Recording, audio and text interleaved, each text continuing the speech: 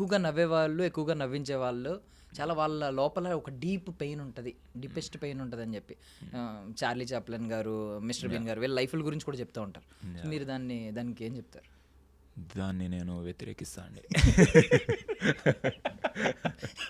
ఖండిస్తున్నారా? ఖండిస్తా నేను దాన్ని.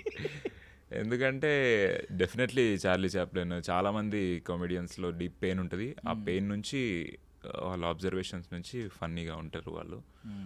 బట్ అది నెసెసరీ కాదండి. అట్లానే మనము లేని పెయిన్ని ఎత్తుక్కొని తీసుకోవడం అట్లా అవసరం లేదు. నాకు తెలిసిన చాలామంది లైఫ్లో చాలా వాళ్ళ లైఫ్ని లైట్ హార్టెడ్గా చూస్తూ వాళ్ళు ఫన్నీ పీపులే ఉన్నారు.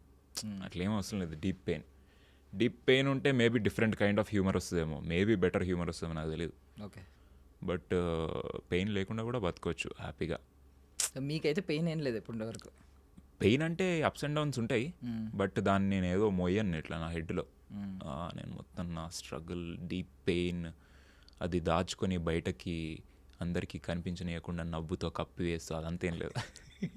లోపల కూడా మంచిగానే ఉంటుంది. పోనీ ఇంకొక వర్షన్ కూడా విన్నాను.